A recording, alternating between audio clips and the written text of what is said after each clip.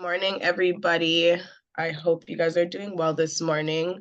Welcome to our series, and today's topic is going to be focused on creating a comprehensive business plan. I'm your host, Aaliyah. We'll be going over this information with our facilitator, Chanel. Chanel is the founder and executor of TSK Wealth Planners. She also founded Sisters Keepers Wealth Planner in 2020, and her passion is to rid the Black community of poverty and other social disparities caused by social barriers.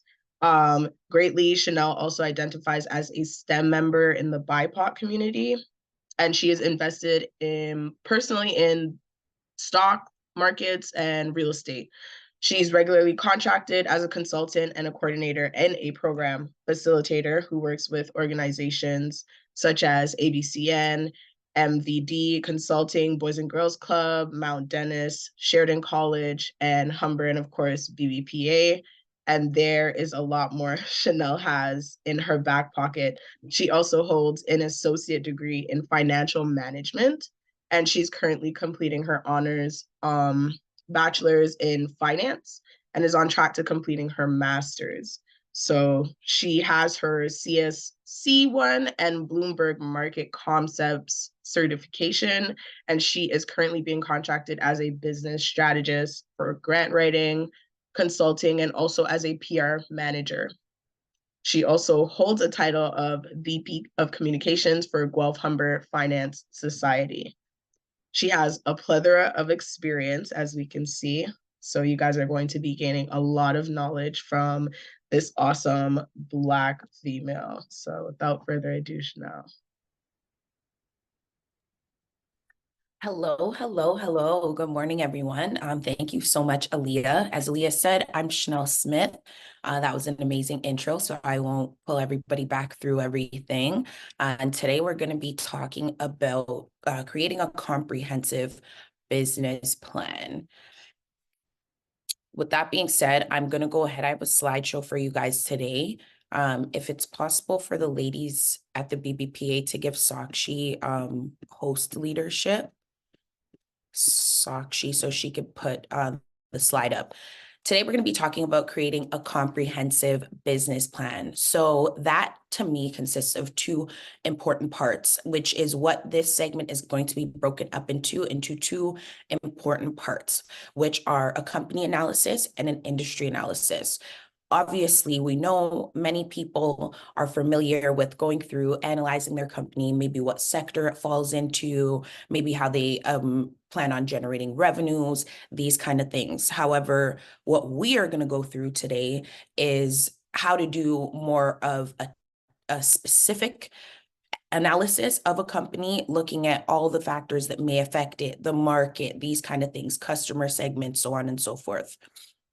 So we're going to start by looking at the 9 building blocks for a business model. And this is us taking a look at company analysis. This is where I like to start.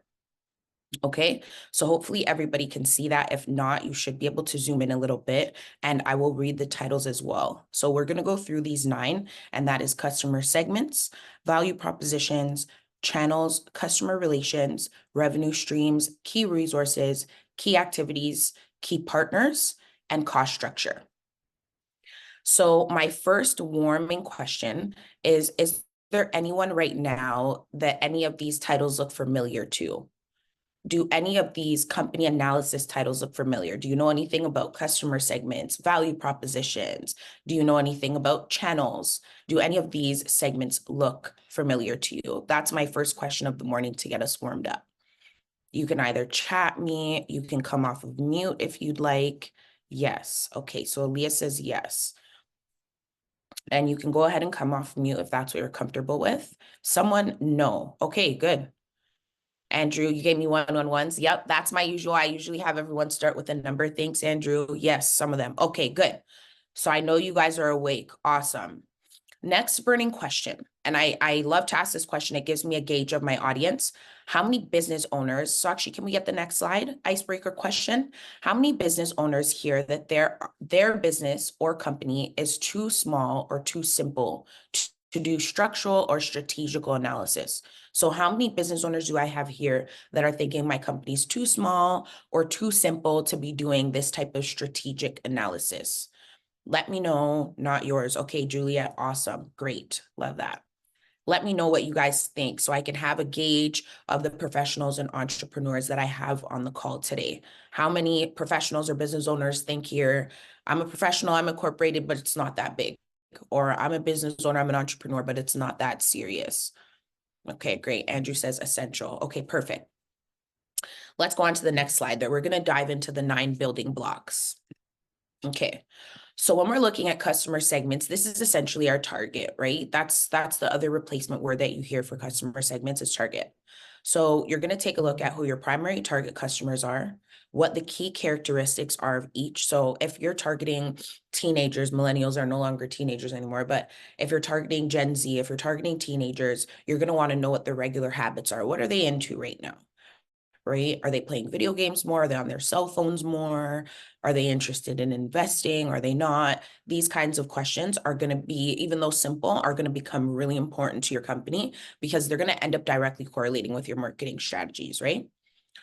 And then last but not least, of course, how do our customer segments differ from each other in terms of preferences and behaviors? So if you have multiple target groups that you're attacking, let's say that's an older target audience and maybe like a sub target audience from that. So a lot of the time people will target maybe the middle age and then also like the retiring population so that you're tackling both your target and then you've also got some sort of maybe a substitute to something that's on the market or whatnot that complements the product you already have.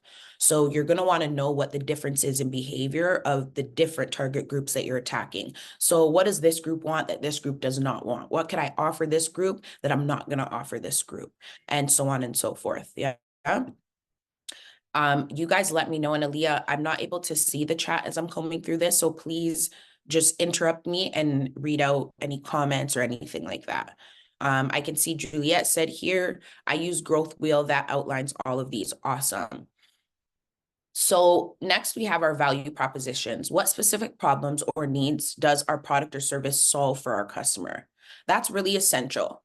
So oftentimes we have the mistake that people make of starting businesses, maybe just for something that they love or something they like or something they've seen others do. We want to make sure that we're starting businesses that are still fulfilling a need. You want a demand. The economical position that you're coming into the market at is really, really important. If there's no demand for your product, there's no real need to create supply, economically speaking. So we want to make sure that there's a demand and that we're filling a need with whatever it is that we're offering. We want to go through how us offering this is providing something unique to our target and what the main benefits and features are of our product. Next, we're going to look at customer relations, another thing that's frequently ignored in business. So customer relations is something that isn't often planned out. It's typically, it ends up coming into conjunction with business owners because of the fact that they've kind of crash hit a terrible situation. And from that, then they end up having to learn. But it's something that you can kind of organize effectively prior to ending up in any sort of customer service, customer relation type of situations, because prevention is better than cure. And I'm sure a lot of us have heard that. There's tons of things you could do to manage customer relations that kind of is completely opposite to just turning around and reacting when things go wrong, right? So we want to look at what type of relationship does each customer want. And this could be close, it could be distant, it could be completely non-attached, it could just be customers connect to electronic kind of customer service bots and they barely ever deal with a person. But you have to decide what that's going to look like, your customer relations management.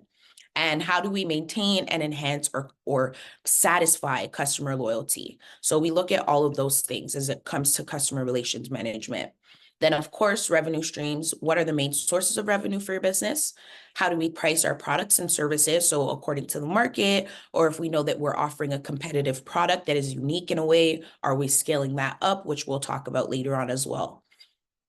And are there any additional revenue streams that you can explore as a business? So you want to make sure you're thinking, businesses have, let's say, 3 main streams. I think it's operating, investing activities and financing activities. So that operating is typically your main source of business. It's what you do to make money as a business. Then you've got financing. So that could be loans, anything related to money, appreciation, capital gains. And then of course, you've got investing. So that could be anything that you do with the company in terms of investing activities. That could be trading, anything on the back end, stock market stuff, investing in Amazon, ATMs, tangible resources, the list goes on. So then we have our key resources. We want to know what our essential resources are needed to deliver our value proposition. So our value proposition is obviously the promise we make to our target, our customers, the public. What resources do we need to fulfill this? Are there any key assets or expertise needed to operate our business effectively? And how do we ensure that efficient allocation and management of our resources is conducted? So how are we going to make sure that we're not spread thin, we're not wasting these things? And third last, we've got what are our core activities. So this is key activities. What drives your business? What drives your business model? How we prioritize and execute these activities efficiently? Are there any activities that could be outsourced or automated to improve efficiency? Right now, we really want to look at this one. I'm going to take a pause here at key activities. In this era of technology, era of AI development, this is a really critical question, because what's going to happen now is a lot of people are going to have amazing and innovative business ideas. They're going to come out with them, and the one hitch is going to be that maybe there's something that they could have automated that they didn't. There's going to be a subsequent entrepreneur that's going to realize that, automate that, and in some sort of way come out with a differentiated product that is mimicking that original idea, and it will be okay for them to do so, and they'll gain that previous market share. So it's really, really, really important. I know even Juliet, you're in the hospitality and wellness there. Andrew, I know you're already in tech, but I would say more so to Juliet, audience members in other industries where tech isn't your first go-to. You really want to begin to think nowadays, what can I automate? How can I use tech to improve this? How can I incorporate a little bit of AI? Sometimes customers and targets are even attracted to this just for the sake of it being encompassed in your product or service, right? It's almost like a QR. We know that we can easily copy and paste links and that kind of stuff, yet still just the idea of kind of that tapping or just hovering the camera over, it's the advanced technology makes us more enticed to use the product. So we also want to think that way. And then of course, next we've got our key partners. So who are our key partners? That pretty much, it speaks for itself. What partnerships do you want to add that will add value and enhance your value proposition? How do you manage and maintain strong partnerships? And how do you be diligent kind of and selective about who the partners are that you're going to choose when conducting business? What are the main costs associated with operating our business? How do we manage and control our costs, ensure profitability? Are there any opportunities to reduce costs or optimize expenses without compromising quality or value? And these all fall under cost structure. So you want to know what the main costs are with generating business. You want to know how to manage those things. That falls into budgeting, financial planning as it relates to your business, etc. So is everybody good with that? We covered the 9 building blocks. How do you guys feel about that? Let me see some numbers in the chat if we feel comprehensive. What are we thinking? How are we feeling? Good. Okay, awesome. Is everyone comfortable with the 9 building blocks of business? Does everybody feel like they would know how to maybe fill out a chart like this, yeah, for their business? Okay, good. I'm excited about that because we have an activity next. So go to that next slide for me, Sakshi. Thank you so much.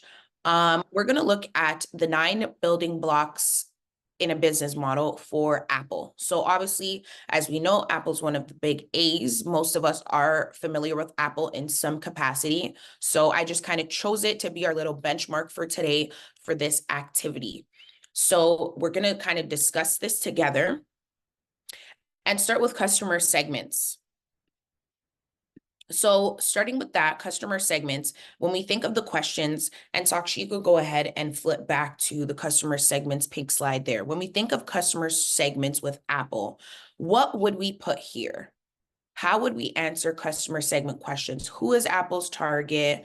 What are our different ideas? You guys throw them out to me. Let me know what you're thinking. And based on what we just went through with our 9 building blocks, where does Apple's customer segments fall? And you can either come off mute, you can type in the chat, whatever you're comfortable with to be able to respond. What are Apple's customer segments? So who are their primary target customers?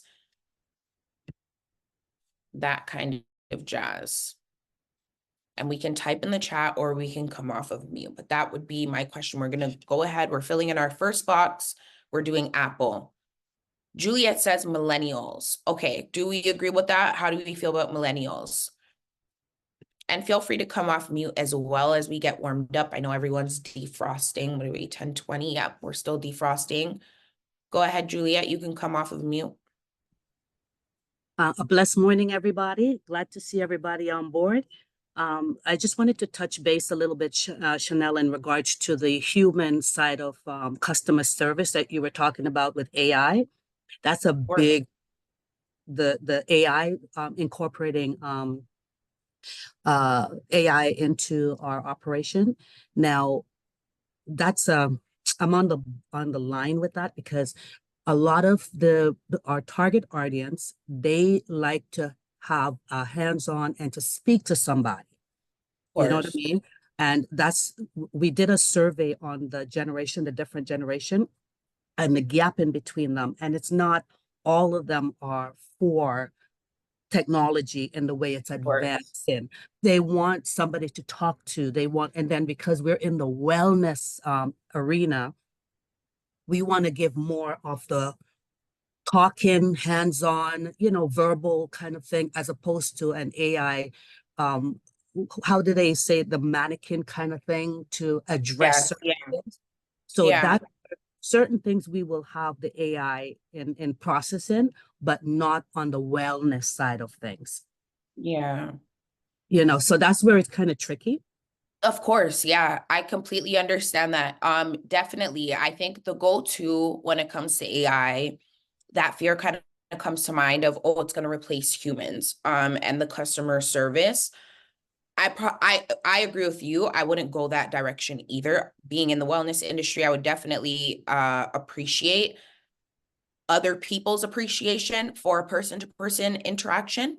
However, what I would suggest, with that being said, is, and it takes some time, like it might not come to you right off the top, but I would suggest looking into ways that automation can make the experience easier for the guest. So that doesn't have to mean automated like customer service per se. It could be a towel dispenser, for all you know. It could just be like, there's different ways, and sometimes people incorporate tech as more of like a dupe, if that makes sense. Yeah. Meaning it's not necessary, but because people like the idea of tech advance, it just enhances the experience. So small things, but I definitely agree. I wouldn't replace customer service with AI as well. Just a sidebar. For sure. Rooms, we do have the tablet that you can just type in what you need and it's brought up to you. That's the part of the tech that we do on the service side. Yes, and that's great. Yes. Yeah. Makes things a lot easier, and it goes directly to the right department, and it's exercised immediately, not any delay or anything. Exactly. No, yeah, for sure. And that is an aspect that it makes sense and it's smart and it's enhancing the business to have implemented some automation there, some tech there. Yeah. Definitely. Chanel, we have some stuff in the chat. So we have Nana, who said people into easy but trendy tech. We have Andrew that said professionals and higher income clients. And then I also put in people invested in high-end or trending technology. Okay. So these are all great answers. I'm gonna start. The first one I see is millennials. So would you actually, I won't go back and forth. Millennials isn't incorrect. People into easy but trendy tech is not incorrect. People investing in high-end or trendy technology, people enjoy, not incorrect. And then Andrew, professionals and higher income clients, not incorrect. So Apple, their actual key or customer segment would likely be at the general population. So even though we're accustomed to believing that because Apple encourages its customers to also buy complimentary Apple products, and maybe Apple's price point is just a slightly bit higher and these kind of things, the truth of the matter actually is that Apple's general customer segment it's large. They've got a broad base, and we'll look more into this as well in terms of the competitive scale. It will come up later on, but Apple's got a broad target audience. Majority of people who own iPhones actually don't. So not that these people don't own iPhones, but they don't fall into these categories of people invested in high-end trending technology or professionals or higher income clients. Millennials just as much as any other age cohort, and then people into easy but trendy tech. Vaguely, yes, but not really exclusive of anyone. So with that being said, that would be Apple's main target customer segment is general. They have a wider audience. They attack everybody. They've got iPads for little kids. They've got, because we don't want to only think about the iPhone, right? And this is why it's important to do activities like this, because sometimes we have a perception or we think we're perceiving another company or a competitor a certain way. We might position ourselves against that competitor in that way, and that's not their strategy. So for a company like Apple, they actually are, they don't have a specific target. I don't think majority of us can even experience ever witnessing an Apple commercial. They avoid those kind of things where they associate, even in the stores, they try to be as inclusive as possible, encourage people to wear their own clothing with differentiation in the uniform colors and those kind of things. They go out of their way to stress that they don't fit in a box, so that there's almost something DJs like the MacBook Pros, professionals like the desktops, middle-aged people like the phones, they're simple, kids like the iPads, those kind of things. So Apple's just going forward, Apple's main or customer segment is broad. It is the general population. They don't have a specific target to say age cohort. Does everybody understand that? Does that make sense? Yeah, good. Thanks, Andrew. Awesome. So next, we're going to look at Apple's, let me zoom in here, value propositions. And so actually we can slide back to that slide of value propositions so that everybody can have it fresh on their mind. What are Apple's value propositions? So what specific problem or need or product service does Apple's product or service solve for their customers? What would we say? Let me get some answers there. What would we say?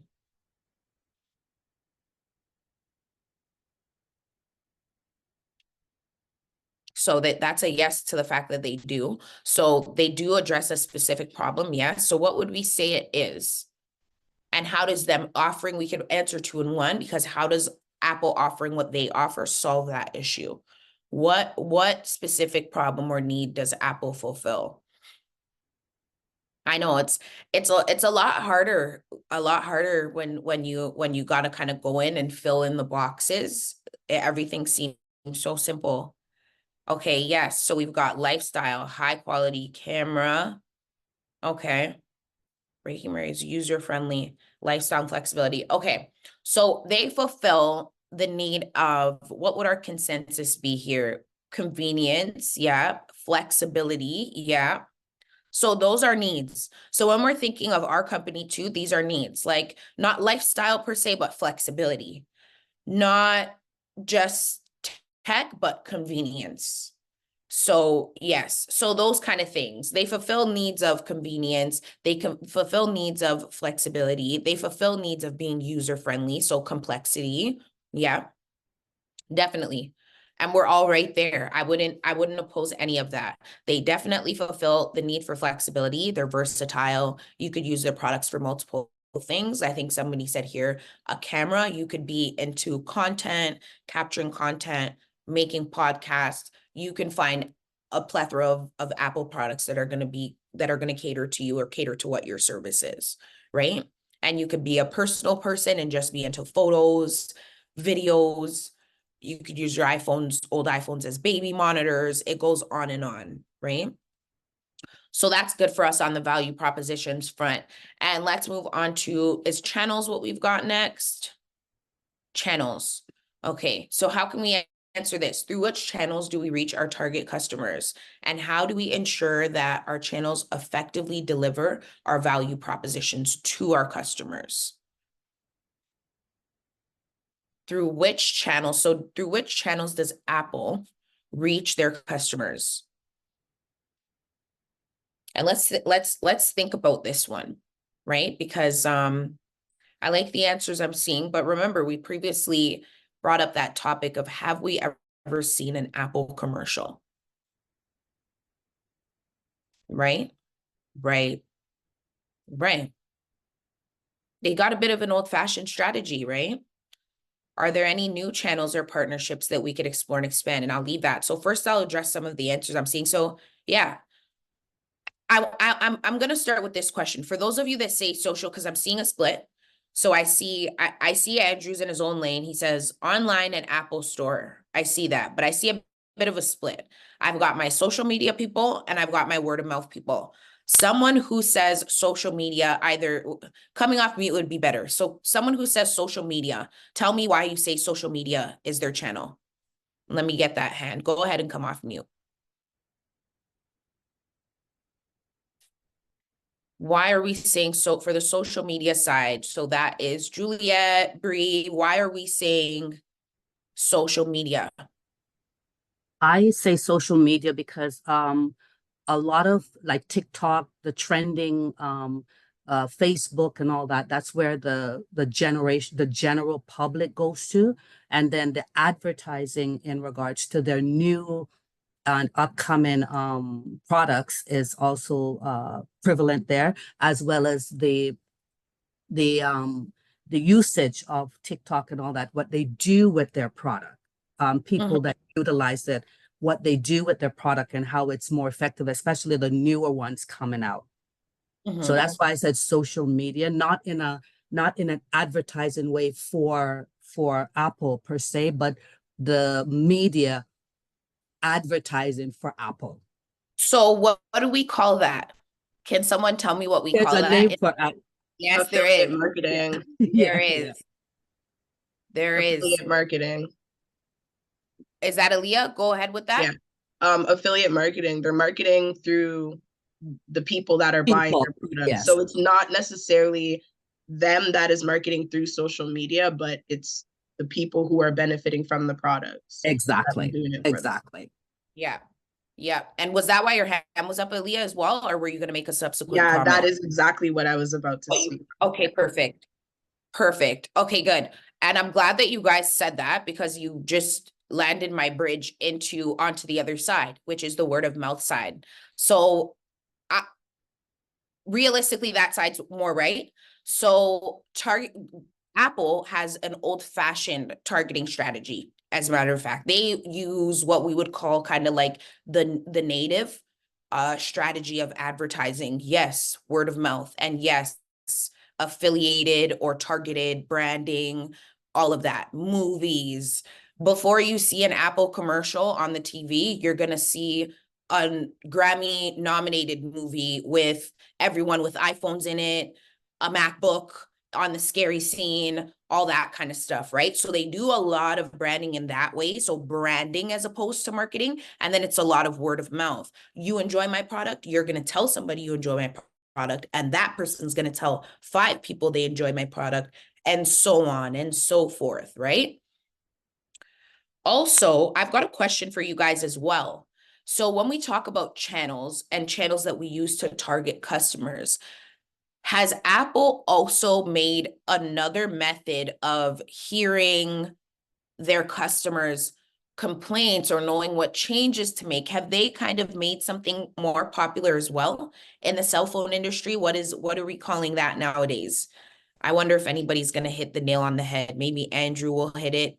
What do we call nowadays what Apple and some of the other technological brands, desktop brands, have brought to the market so that they can know what their customers are doing or what they want, or hear what our favorite ideas are, activities. What do we call that?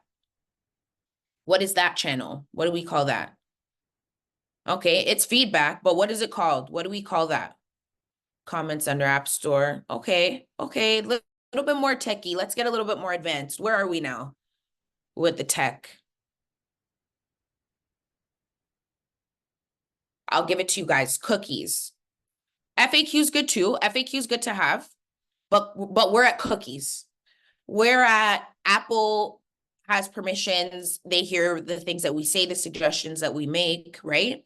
You know, you give Instagram permissions to have your mic on if the app's open. So Instagram will listen the things that you say. Let's say right now, if I start talking about Cardi B a lot or something, I'll open my explore page. My Instagram's going to, like, Cardi B is going to appear, right? So cookies, these are real things. If you didn't know, now you know. Exactly. Trailing footprints. Yes. So that's where we are right now. We're in the day and age where we leave a technological and an electronic and a digital footprint. And these are the things, the channels that companies use that we should be thinking about as companies to communicate with our audience. And it takes it a little bit deeper, and one takes advertising and marketing a step deeper, customer retention, customer relations a step deeper when you dig into these little things: customer footprints, cookies, you're analyzing your communication channels, branding instead of just advertising, right? These kind of things. Aaliyah, go ahead. I also think that something that wasn't mentioned was their reverse strategy. So Apple has a strategy where they advertise through exclusivity. So you don't get to see what they offer until you have what it is. So because you feel left out, that red velvet rope policy, now you buy into their product in order to have that marketing to see what they actually have it. Yep. Precisely. I agree with that. You hit the nail on the head. And I definitely, you know, some might think that that fits into customer segments. I would go as far as to say it doesn't. I would put that into channels, because there's a little bit of psychology there, right? And they're communicating with the customer without words being said. I have Apple everything, and I have no idea how I got here. Right? It's just that feeling. If you have some off-brand AirPods, it's incomplete, right? So they've done the psychology to see if there's ways that they could create that vibe. And even if you have a smaller business, if you're selling tumbler coffee mugs for on the go, right? You brand the hell out of that coffee mug, and then you add complementary products. Okay, what's somebody doing that carries a coffee mug, right? Maybe they also, if they're using a reusable coffee mug, what comes to mind for me? I don't know, reusable bags. Okay, great. So Lululemon did a thing. They've got girls carrying around those little Lululemon shopping bags like they're handbags, right? Even though it's just a shopping bag. Okay, that's something else your brand could come out with, because that goes with the reusable vibe. Like, these are kind of things. And then before you know it, you've got your own little, maybe 5 products or so, completely branded, aesthetically pleasing by your company, that complement one another, that give your target audience the idea that if they don't have one, they're not getting the full benefit of the other. And that's what Apple has done. If you don't have a MacBook, yeah, an iPhone's great, but you get the maximum out of your iPhone if you have a MacBook too. Yeah, MacBook's great, but you get the maximum out of your MacBook if you have headphones, AirPods too.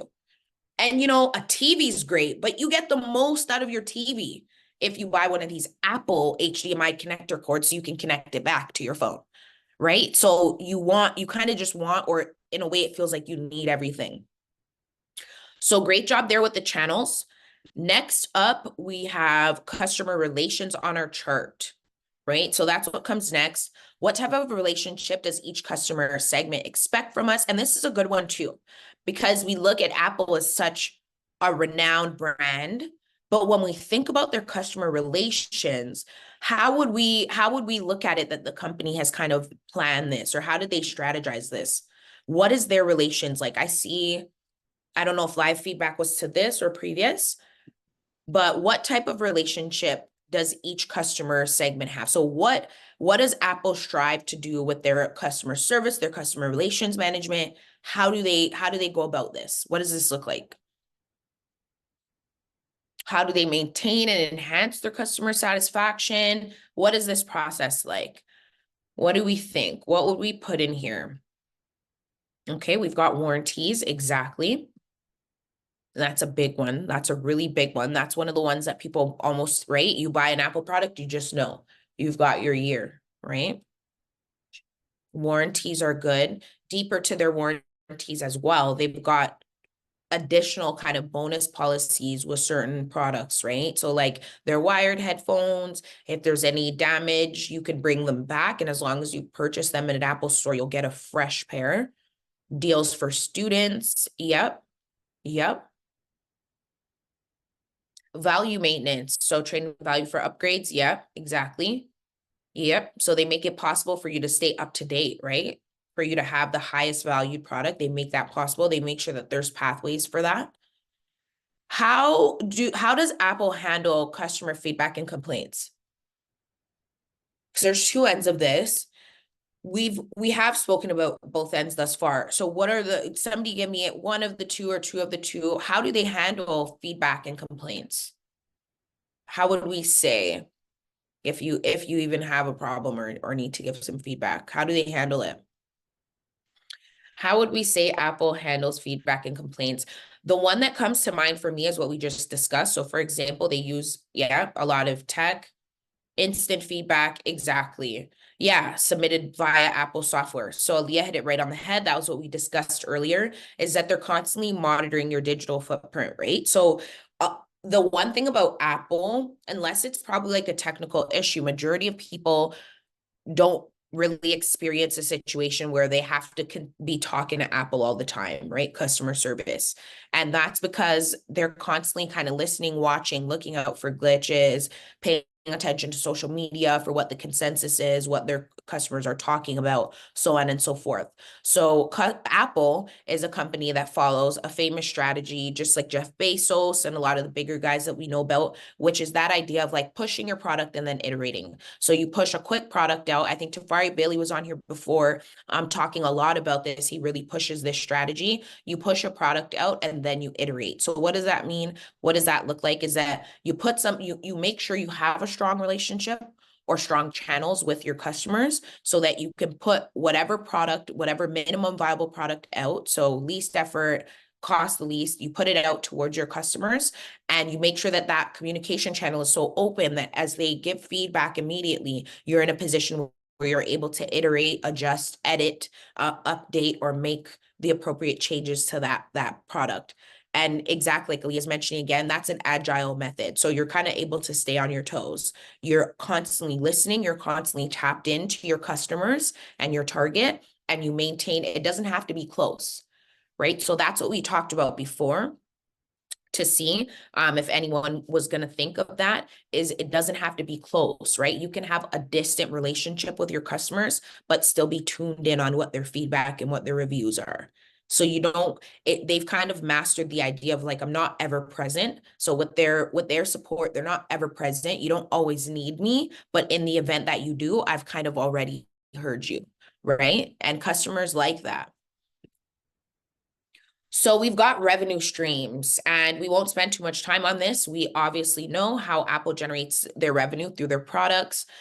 Is there anything anybody would touch on in terms of seeing or noticing that Apple does any activities besides the sale of their goods, their products, in the back end to generate revenue or to generate money? A main thing comes to mind for me. Let's see what you guys think. What else does Apple do in the back end to generate revenue aside from just direct product sales? Licensing. That's a big, big, big deal for them, right? Apple has a ton of intellectual property. So licensing is really, really critical, right? Subscriptions. Yep. Amazing. And I'm going to throw this out there. What about partnerships, right? So my first business was in the aesthetic industry, and I can remember dealing with Square point of sale system at the time, and they weren't connected to Apple at that time. And during that year, I watched the merger happen. It was something Apple just hopped on so quick because Square just had this this look, whatever the case may be. And they just made sure they were all over it like white on rice. And majority of people had no idea that Square was a separate entity from Apple by the time it even got a chance to blow up. So that's a main thing for them. It's almost like an investing activity is their acquisition of partnerships and other and smaller firms, right? At a really critical time, just before the industry's ready to capitalize on it, they make sure they get in, right? They've got some market share. How are we connected to this company, this system before it gets a chance to take over, right? Awesome. So next we're almost there, key resources. So what are the essential resources needed for Apple to deliver? And are there any key assets or expertise required for the business to operate effectively? And how do we ensure the efficient allocation and management of our resources? And this one's a little bit more complex, right? Because now we're getting into a little bit more of the strategical part of the analysis. So what kinds of resources are essential for Apple to be able to deliver? And of course, Leah said we've got tech, right? Tech, engineering.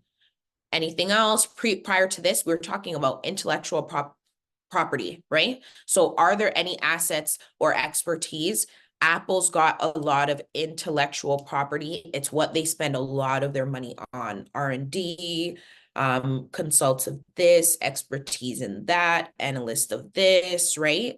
They spend a lot of money on intangible resources because of their market share or their position in the tech industry, right? Would we agree? Okay, sounds good. Key activities. So we know the key activities that drive Apple's business model. I'm going to swim through a couple and we're going to go to the final. The middle two are straightforward key activities, key partners, straightforward, and some of those topics overlap, but we're going to go to cost structure. And I'm going to ask you guys, what are the main costs associated with operating Apple's business? By now in our chat, we've probably gone through it maybe 3 or 4 times at this point. So what are the main costs associated with Apple operating their business? Don't say tech. Give me your answers. Don't say tech. Because if we're talking about tech and we're talking about the actual tangible materials in themselves, they are not the most expensive. They are not. They're main, I guess, they're important, but they're not most expensive or they're not the larger costs. R&D, Andrew says. Exactly. Yeah. Probably the larger of, I would pin R&D up against like intellectual property and separate the two, meaning like research and development, what's in process, and then intellectual property, what's been established. But I would put them at the same value, the highest value. IP, customer systems. Okay, so that's more infrastructure. Okay. Yeah, and legal. Yeah, Andrew, I see that too. Yeah, so definitely at the top of the list, there are going to be R&D. So that is more of their processing. So their research and development, that's a high cost. The processes of going through that, it's going to cost them a lot of money. And that's going to be right up there, probably tying for #1 place with their intellectual property. And that's going to cost them a lot as well. And then I would say IP, this kind of stuff, customer systems, yes, but more so than that, the security of it. So more expensive than the system in itself would be the security. And then, of course, Andrew hit another nail on the head right there when he said legal, right? So they've got to be bulletproof there. So up at the top would be the R&D, the intellectual property, cybersecurity, and then the legal, right? Okay, awesome. So thank you guys for getting me through that activity. It was amazing. I actually definitely thought that it might have been less interactive than that. So I really appreciate you guys for participating and throwing out your ideas, which were amazing.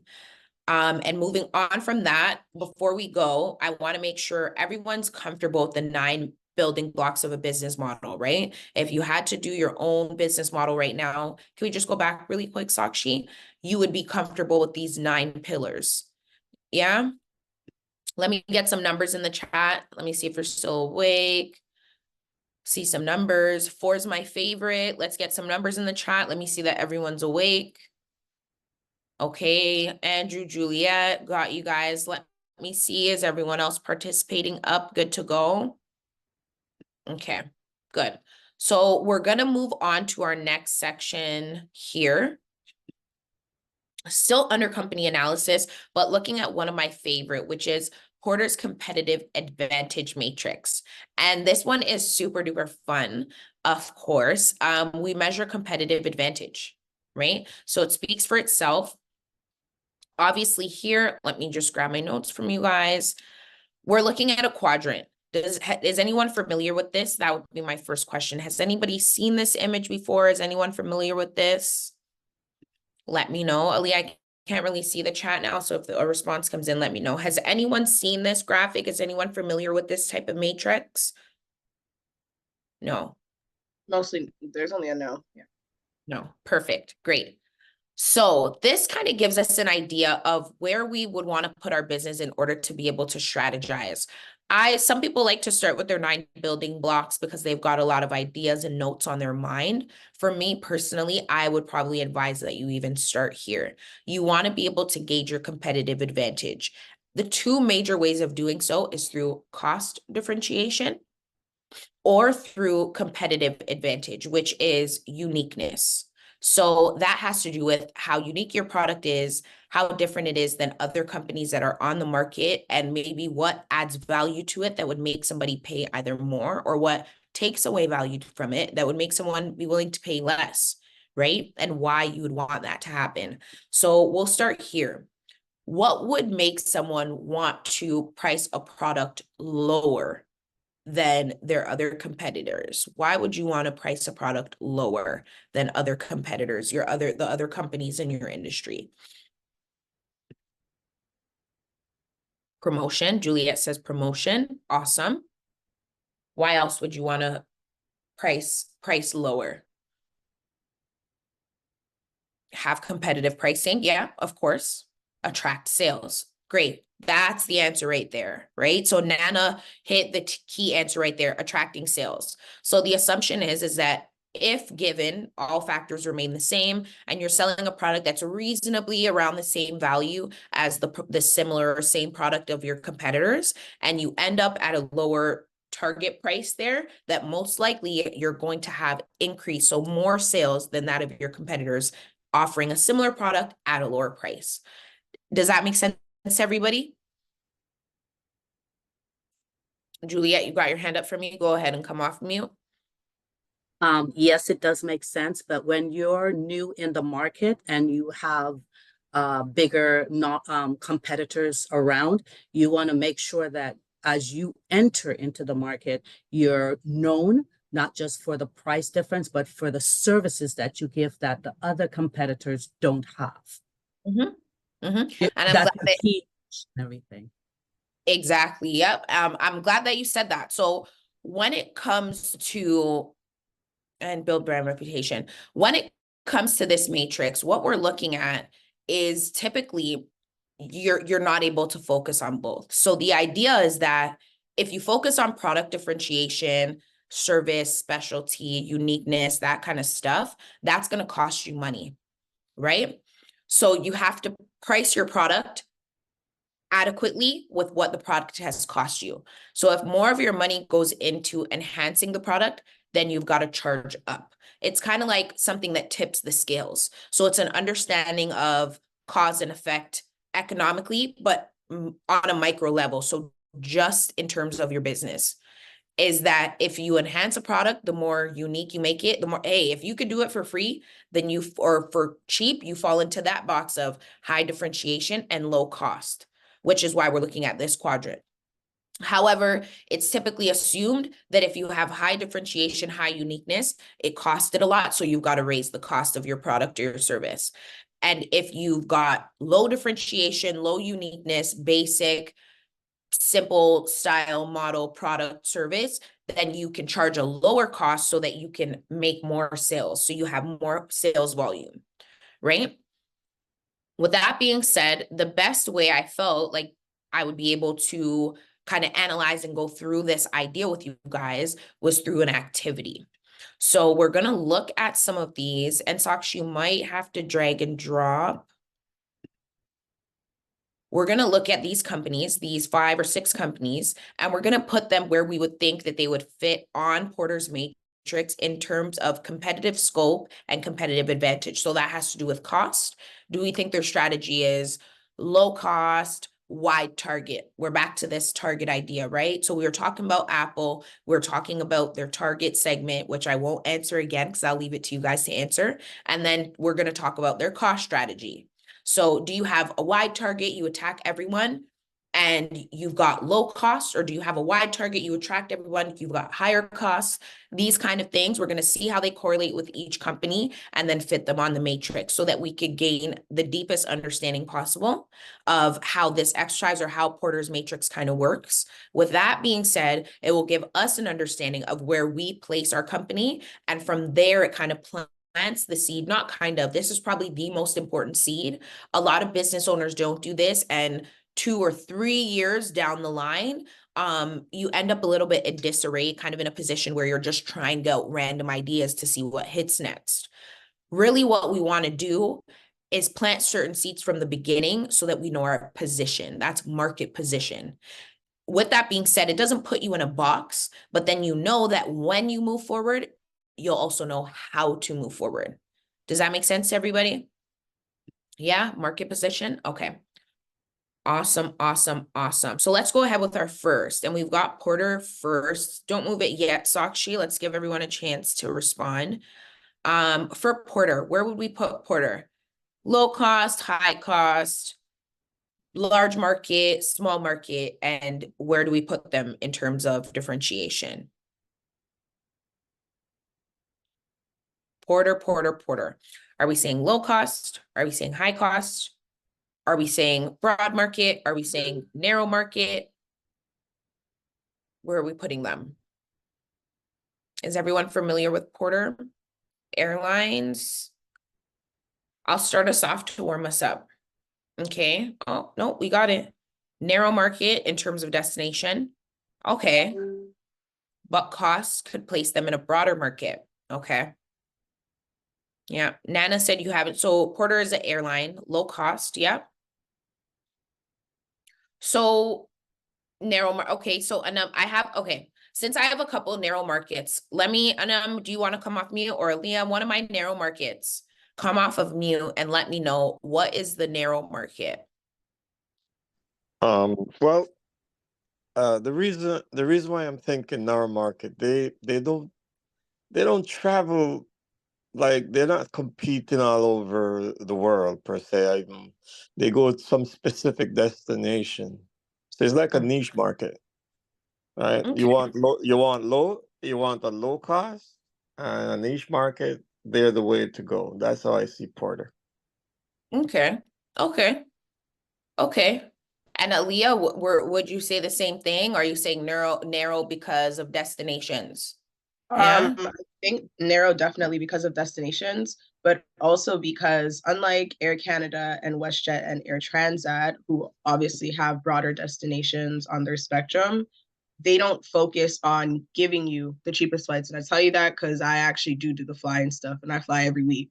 So Porter is not one that price matches or has sales often, because I think their market is very dependent on the business class, because often the destinations that they go to, which are lower class hubs or main hubs, it's because they're business destinations, and that's why they only travel for such a short amount of time. So because businesses or corporations are the ones that are invested in them, their niche is to cater to mostly the business department. So that's why I say that's a narrow market. Okay. So, and those are all considerably, I would say considerably pretty good observations.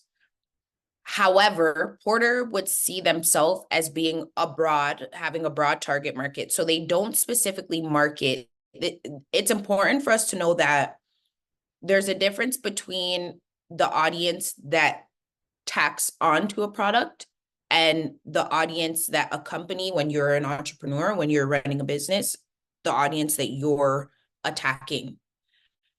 Porter isn't specifying that they're attacking a specific audience, meaning business people, meaning business class, meaning low class, meaning I'm going to take low class back. They're not targeting business people, professionals per se specifically. They are not targeting specific countries. Their main target is costly, like they deal with cost leadership. So they're supposed to be cheaper, more cost effective without all the extras, but more cost effective than every other brand. Juliet, you can go ahead. Your hand's raised there. I was going to say that they're just picking up the slack for the rest of the airlines. And so what they give, I mean, it's not the best. It's like Swoop, I think it is. Yeah. Yeah, it's like Swoop. They don't give the best environment treatment, but it is what it is. The cost is there, and you don't have to pay extra for massive amount of luggages and stuff like that. So they pick up where you can't afford Air Canada, Sunwing, and all those those airlines. So, and they make a killing just by doing that, just picking up the slack. Exactly. Yeah. And that would be, even though all these other things are true, that would be Porter's main strategy, is that they pick up the market slack for the airlines that have all the extra frills, like the extra things that you're paying for, service, a nice experience, a cute lady with a little smile, like all these extra things. Meanwhile, Porter probably has the girl in just like a plain black dress and a little attitude, right? So that's their strategy, is we're going to come in at a lower price point, shake all the extra stuff off, and make ourselves affordable to whoever. So the other observations are good as well, which is what will end up helping Porter as a company, is observing, oh, okay, well, we've realized that even though we've opened up to everybody, we're mainly grasping market share from professionals, or because professionals that actually have more money tend to travel more frequently and are more inclined to buy just everyday cheap regular flights. If you fly regular, and Aaliyah, you know this too, you fly regular, it becomes a little bit more like kind of how you go to your car. It's less you care about less of the frills and more just about, okay, I'm just going to A to B. It doesn't the extras don't matter the way it does for a person who's investing $20,000 into like a family vacation or something like that. You're going to be like, listen, like I need this girl to smile at me. I want my food. My kids got to pee 8 times, like all that kind of stuff, right? So that's where Porter fits. Next, we're moving on to Whole Foods. So where do we put Whole Foods? Don't place it yet, Sakshi. Let's get some answers first. Whole Foods, Whole Foods, Whole Foods. I know you guys got this one in the bag. Where do we put Whole Foods? Are we low cost, high cost, narrow target? So do we have differentiation? Is it narrow target or is it broad? Whole Foods. Differentiation focus, right? Juliet, broad target for Whole Foods? Broad target? Yeah, I say broad target because broad target comes with organic, conscious-minded people's food, and even the no-frills people who would not go to Whole Foods because of the cost factor, because it's expensive when you at the end of the day, but they will go to that because of they're being conscious of the things that they eat. And one thing I learned a couple weeks ago, there's a number that is associated with each fruit. And each number is I think it's the highest one is 9. That means it's good quality.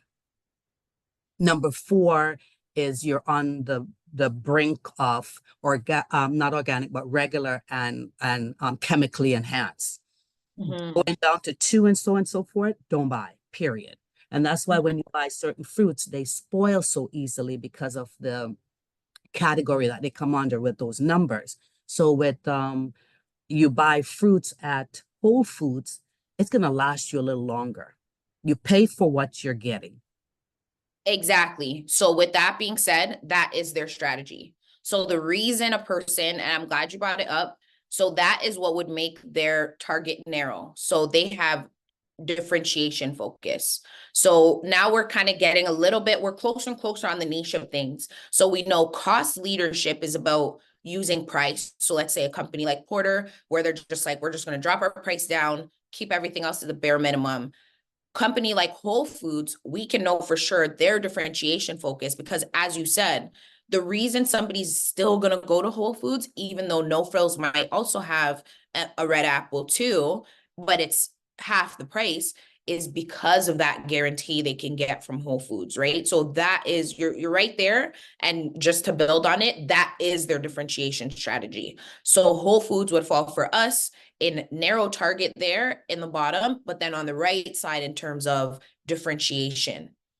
So does that make sense? I think it's slow, and this is how I had to grasp it as well. And that's why I was really excited to do this activity with you guys, because I think as we do it, it slowly starts to you have that like, oh, okay, right? Okay. So let's go on to, and feel free to come off of mute, guys. I don't ever feel interrupted. I'm used to facilitating. Come off mute if talking is your thing. If not, type anything in the chat that you want to discuss or any questions, and Aaliyah or myself will get to it. So let's move on to no frills. Okay, where are we putting no frills? What are we doing with no frills? What's up with no frills?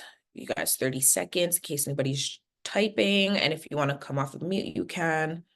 Broad target, good. We got broad target. Awesome. Okay, broad target. And then where are we going with cost? Where are we going with cost? Is it, it's not, yeah, exactly. Low cost, right? Yeah, low cost, broad, amazing, perfect. Goal, we did it. Low cost, broad target, right? We know no frills, it's a familiar one. You know, you could get the cheaper groceries, all that kind of stuff. It's for the family, it's for everyone. It doesn't, it's not exclusive, it's inclusive, but you've got that lower cost, right? You might be getting closer to the expiry date with some of the products, so on and so forth. Okay, next up, we've got the one we've been working on today, Apple. Where are we putting Apple?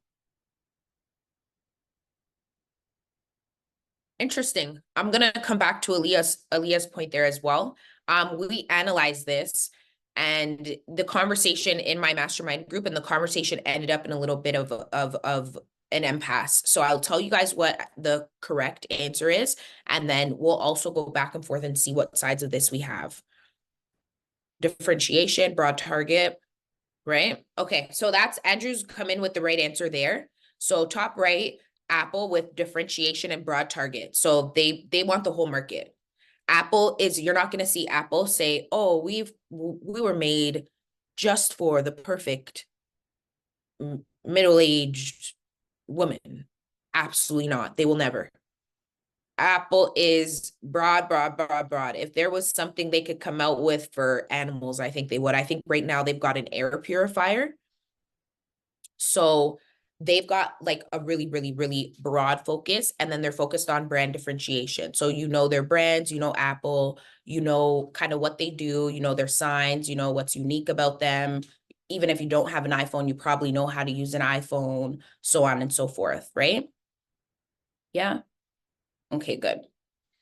So we can all agree there, differentiation, product differentiation, the uniqueness of their product, and then broad audience, right? Almost done, 2 down, 2 more to go, sorry, 4 down. So Walmart is what we're looking at next, Walmart. Walmart, broad and differentiation, one-stop shop, low cost, price matching. Bit hesitant with that one, yeah. Yeah. Do you guys think that Walmart strategy is kind of like Apple strategy? Broad and aggressive. Yep. Yeah. Honestly, you guys are all right. So even though everyone's hesitant about this one, everyone's right. Yeah, they fit with Apple, right? They've got their, again, they want the whole market. Only place you could remember when Walmart started selling produce, right? Do we remember that? Everyone thought it was crazy. It was like, are you kidding me? Are these guys really about to sell grapes and stuff as well as tires? Right? So Walmart's definitely gone for the entire market, but their prices are not competitive. You're not going to go to Walmart thinking in mind, I'm choosing Walmart instead of something else because of price. right? And we're going to get to the end there where this word instead becomes really critical to business. Business is all about competition and substitutes. And we'll get deeper into that as well next week when we do more industry analysis. But business is all about instead. We want to remember that, right? Why would this customer come here instead? Why would they buy this instead of that, right? Exactly. Walmart's everywhere. It's convenience, it's everything, but we're not going to say it's the cheapest, right? It's not price. And then last but not least, of course, we've got Gucci. And where does Gucci go in? Where is Gucci with? Who do we affiliate Gucci with? Where are you buying your groceries if you're shopping at Gucci?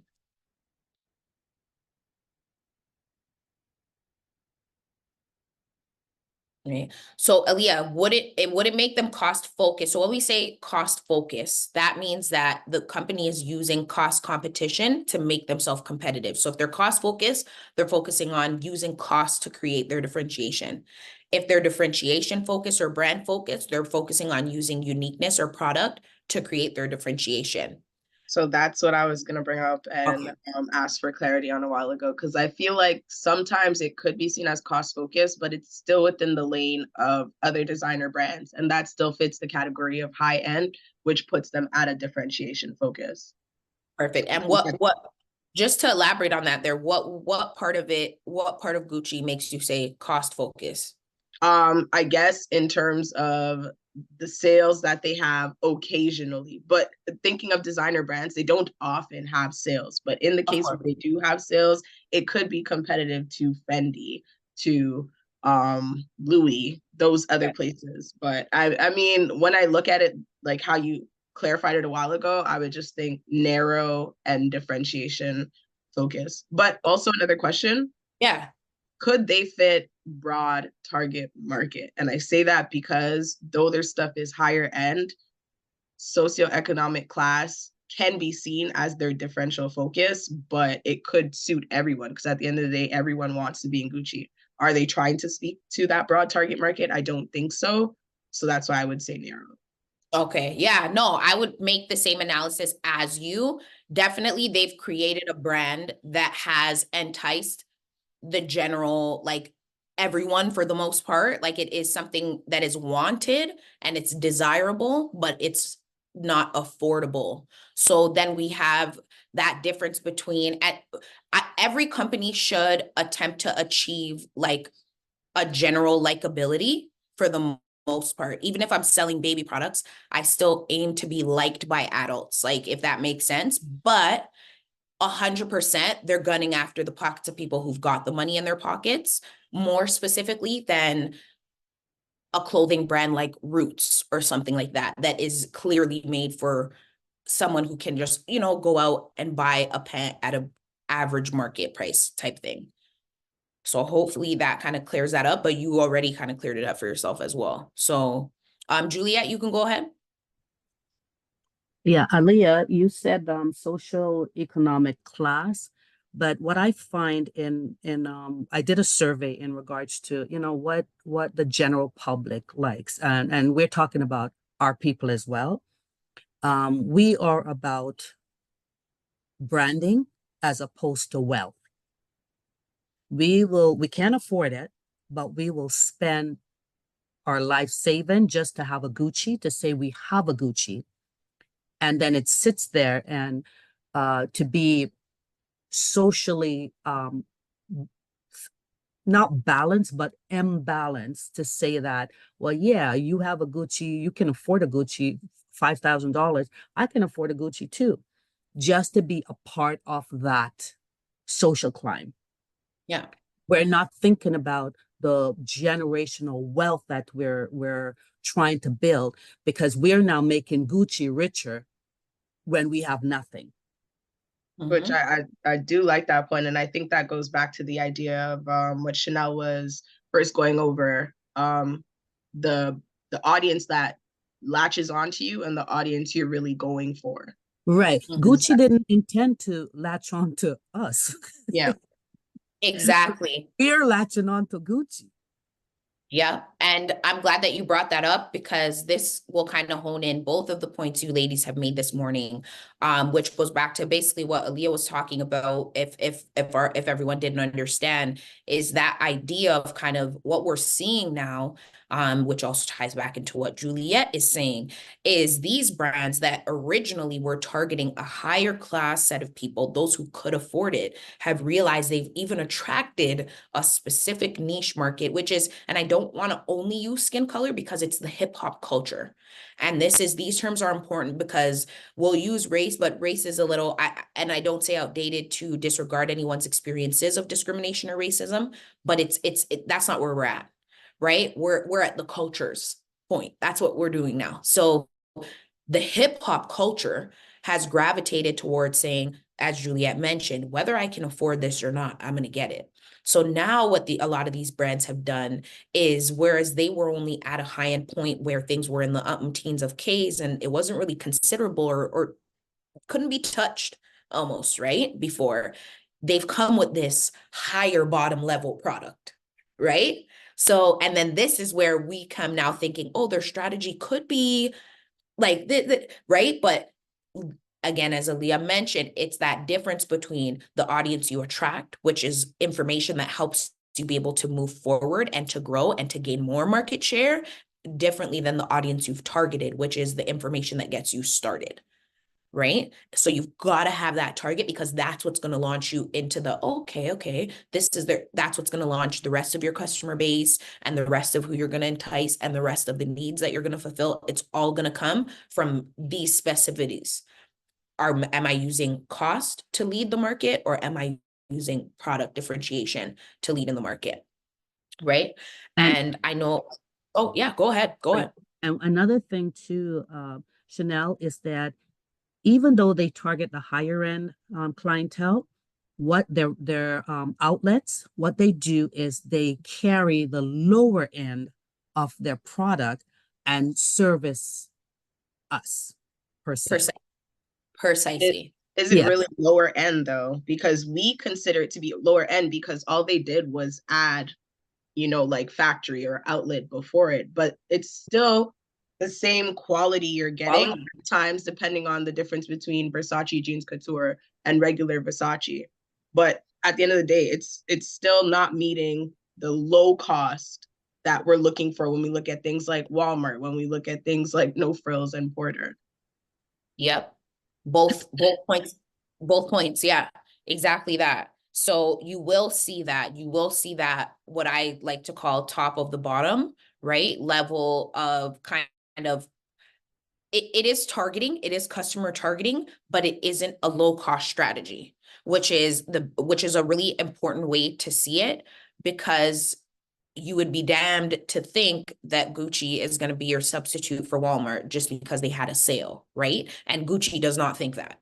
So we want to make sure when we're doing our analysis that we consider these type of things and just kind of take a drink and think for a second and say, okay, yeah, it might do that, but that's not what it was made for. And that's probably one of the most critical parts about business analysis, is that you want to know the difference between, yeah, my company can do that, but that's not what it was made for. And that's how like this type of specific company analysis becomes so assistive in business strategizing and business planning and even in success, right? Some of the most random companies, maybe not even passion-driven entrepreneurs, can follow these types of strategies and gain huge market share just by going by the book, right? Aaliyah? Yeah, just I guess food for thought or a question, because I think I'm still battling between the idea of, let's say that example that Juliet had used with maybe Versace and Versace Jeans Couture. Yeah. Is that really cost focused or is that really differentiation focused? Because yes, Versace Jeans Couture was made for more of Gen Z and millennial, but is that catered to Gen Z and millennials pocket, or is it catered to the style of clothing? Because if you look at the two clothing, you can still find the same clothes in regular Versace. So is it cost focused now or is it differentiation focused? Yeah, so you'll find like the same, or let me start that over. You'll find similar but not the same. So like you'll find the patterns and stuff are the same, but you're not going to find the same items. Not like, and not everyone, depends if you're into fashion or whatever. I can tell the difference between Versace Jeans Couture and Versace Offsite. But Versace as a brand, which this is a really good question, especially for companies, there's like Armani Exchange, like these type of, so it's good that you brought that up. The company's strategy in a whole is going to be differentiation, right? Versace in itself, high-end designer. Now, the subsidiary company, Versace Jeans Couture, the goal of that, the strategy of that, let's say it's a project. So if I'm a big, high-end designer or whatever, I'm Chanel, pun intended, right? I'm doing my thing, selling my high-end stuff. And I'm like, okay, wow, like I'm noticing Versace, hip hop's all into my stuff, but they can't afford that. That's like low income, basically target market. What am I going to do? I'm going to pump less like resources, less cost, everything like that into kind of like a minimum viable product or a minimum viable version of that. And then I'm going to put that out for like less cost. So for that project, yeah, low cost is a strategy. But all in general, as a company, any high end like designer brand, their strategy is going to be differentiation, right? It's going to be, my stuff was really made in Italy. It's Italian cowhide, Goyard, hand painted by every pattern, right? Like these type of things, until they get to a point where maybe they say, based on the customers we've attracted now, we're going to maximize or capitalize on that, cut costs a little bit and give them something, because they won't notice the difference between Versace and Versace Jeans Couture. Does that make sense? Yes, ma'am. Does it? Okay. So it's still right. Like what you're saying is correct, and you guys are correct for thinking that way. But what we want to know also the difference between the brand in itself and then the other strategies that brand has implemented along the way. Yeah. Okay. Good. And then we're almost up to 11:22. Okay. So last little point here, we've got our box in the bottom left hand, which is low cost and narrow target, right? And it's very rare that things fit in there, but I made sure I didn't want to leave this out of the lesson. Things that fit in this area are things that are kind of like farming, agriculture, self-manufactured goods, where there's not typically, I don't want to say not typically a strategy, but there's not a process, much process of like give and take, supplier, manufacturer, so on and so forth. It's very niche target based, and it's cheap. Like to be able to gain revenues or to make money and stuff is typically not the priority of those types of industries. So you'll have industries like farming and agriculture that fit into this. People who run maybe like farmers markets, that kind of stuff. They're looking for low target and narrow target audience, right? People who are looking for organic foods coming out to shop in a market. They fit that culture, fit that audience, and then also a low cost typically associated, right? So those are, I didn't want to leave you guys without ideas of what companies or what kind of industries fit into that narrow target, low cost category. Can you guys think of any? I know we have to close up soon, but this is me opening the floor. Actually, we don't have much time. So this is you guys. Let me know if you could think of any other companies that have got a low cost and narrow target strategy. And then also too, the floor's open. Any questions, comments, dialogue, anything like that, open to you guys now. Thinking of maybe online businesses. I love it. Who we got first? Is that Juliet and Aaliyah, or who we got? Maya? Andrea. Andrea, Yes. sorry about that. Okay, Andrea, go ahead for us. Okay, what I was thinking about while I'm listening, I was thinking about Walmart. Where would we put Walmart was there. Okay, because I'm thinking Walmart could be not Walmart. Sorry, not Walmart. You did Costco. I was thinking about Costco. I'm glad you brought Costco. Okay, wait, guys. False ending. I'm so glad you brought Costco up, because we did discuss Costco and there was so many conflicting opinions about where Costco would fit. Before I say anything, you guys, you tell me, Andrea, where is Costco for you in all this? I'm driving, so I can't even look at the screen. That's okay. No, I think drive safe. Costco would fit where Walmart is because it's broad. They're selling everything. They are, they target their members, even though you have to have a member. They are everywhere. They are spreading. Yeah. Yeah. So you would say broad, but broad, but they have uniqueness. So differentiation, or what would you say? Cost? Are they high Yes, cost, yes. broad market? Okay. High cost, broad market. Is anybody else on that with Andrea as well? They also, like, there's a loyalty factor. Whenever people have membership, no matter where you are, I'll drive to get gas because it's gonna be $5 cheaper. I'll drive because I There have you a go. membership card. So this was and I'm glad we can end on Costco. We are running out of time, guys, but next week we're still back on this topic. So what I would suggest, Sakshi, if you could flip to the last slide, I'm going to make some comments about Costco too. No. Go to slide 16, please. I'll end on Costco's note, and then you guys, what I would suggest is we'll start the session next week with previous questions from this session, and then make sure we leave a bit more time.